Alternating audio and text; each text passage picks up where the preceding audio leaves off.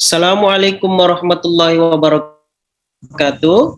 Dalam video kali ini kami dari kelompok 4 akan mempresentasikan hasil kerja dari kelompok kami, yaitu di sini kami akan membahas tentang materi konsep pemasaran.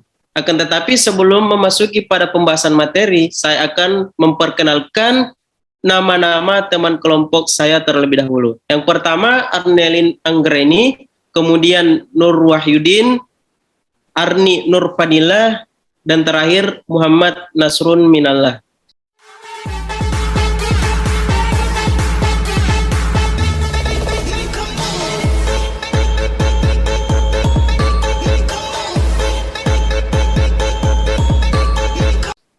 Jadi sebelum kita memasuki pada pembahasan, marilah kita buka dengan ucapan Bismillahirrahmanirrahim.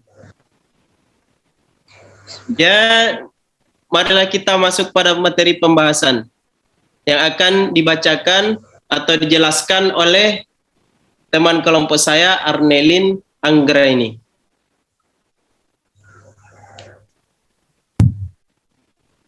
Pertama yaitu filsafat manajemen pemasaran. Dari perkembangan falsafah pemikiran tentang pemasaran, terdapat 5 konsep yang mendasari pendekatan yang terdapat dalam manajemen pemasaran. Falsafah pimpinan inilah yang melandasi dan mengarahkan usaha-usaha pemasaran yang akan terkait dengan kepentingan perusahaan atau organisasi, konsumen atau langganan dan masyarakat. Oleh karena itu, kelima falsafah manajemen pemasaran inilah yang biasa digunakan oleh berbagai perusahaan atau organisasi. Kelima konsep yang terdapat dalam falsafah pemikiran manajemen tersebut adalah yang pertama konsep produksi, yang kedua konsep produk, yang ketiga konsep penjualan, yang keempat konsep pemasaran, dan yang terakhir konsep pemasaran sosial.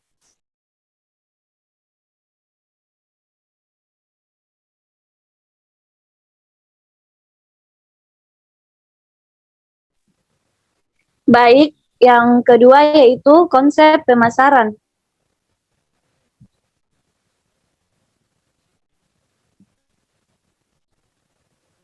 Nah, konsep pemasaran adalah suatu falsafah manajemen dalam bidang pemasaran yang berorientasi kepada kebutuhan dan keinginan konsumen dengan didukung oleh kegiatan pemasaran terpadu yang diarahkan untuk memberikan kepuasan konsumen sebagai kunci keberhasilan organisasi dalam usahanya mencapai tujuan yang telah ditetapkan. Jadi, konsep pemasaran merupakan orientasi perusahaan yang menekankan bahwa tugas pokok perusahaan adalah menentukan kebutuhan dan keinginan pasar dan selanjutnya memenuhi kebutuhan dan keinginan tersebut sehingga dicapai tingkat kepuasan langganan yang melebihi dari kepuasan yang diberikan oleh para saingan.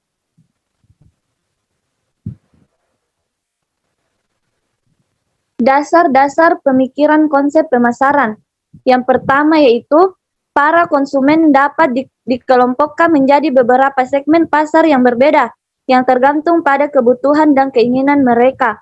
Kedua, konsumen pada salah satu segmen pasar yang manapun akan memilih penawaran dari organisasi atau perusahaan yang dianggap paling mampu memberikan kepuasan atas kebutuhan dan keinginan tertentu mereka.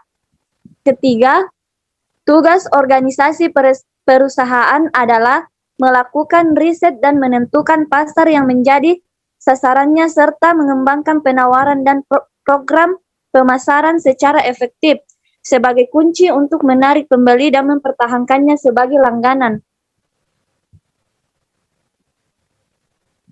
Tujuan penggunaan konsep pemasaran. Tujuan penggunaan konsep pemasaran adalah mengubah orientasi falsafah manajemen pemasaran lain yang ternyata telah terbukti tidak berhasil mengatasi berbagai persoalan karena adanya perubahan dalam ciri-ciri pasar dewasa ini yang cenderung berkembang. Perubahan tersebut terjadi antara lain karena pertambahan jumlah penduduk, pertambahan daya beli, peningkatan dan meluasnya hubungan atau komunikasi, perkembangan teknologi dan perubahan faktor lingkungan pasar lainnya. Selanjutnya, implikasi digunakannya konsep pemasaran. Dengan digunakannya konsep pemasaran sebagai landasan falsafah manajemen, maka mempunyai implikasi bahwa perusahaan harus berorientasi pada konsumen, tidak hanya sekedar bersikap ingin memuaskan atau menyenangkan konsumen, tetapi lebih dari itu berusaha memecahkan masalah yang dihadapi oleh konsumen.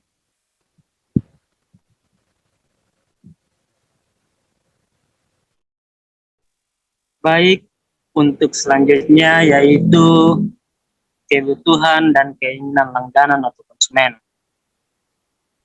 Di mana kebutuhan konsumen atau langganan ini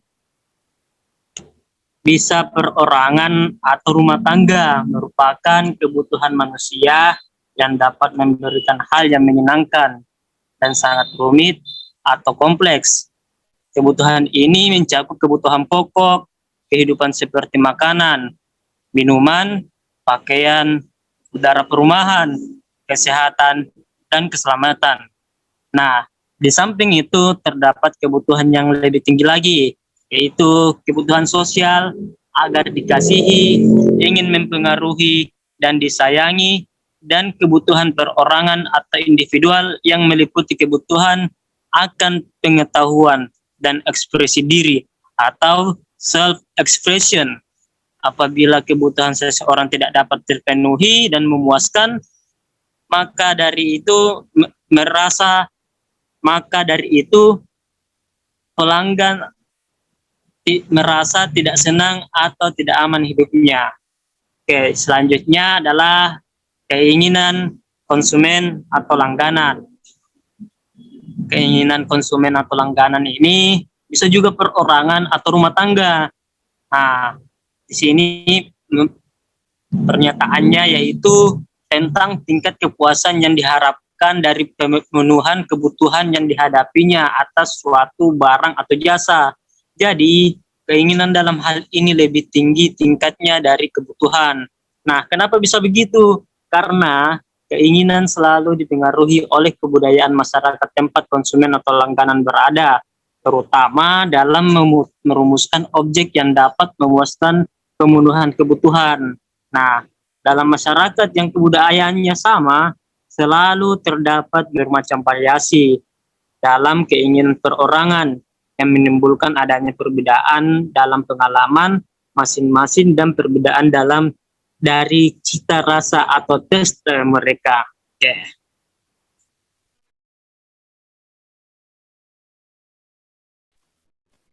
Oke, baik sekali beberapa penjelasan dari kelompok 4, maaf. Ya, dari sini kami bisa menyimpulkan bahwasanya konsep pemasaran atau marketing dalam suatu perusahaan atau bisnis itu merupakan hal yang sangat penting. Mengapa demikian? Dikarenakan konsep pemasaran merupakan serangkaian kegiatan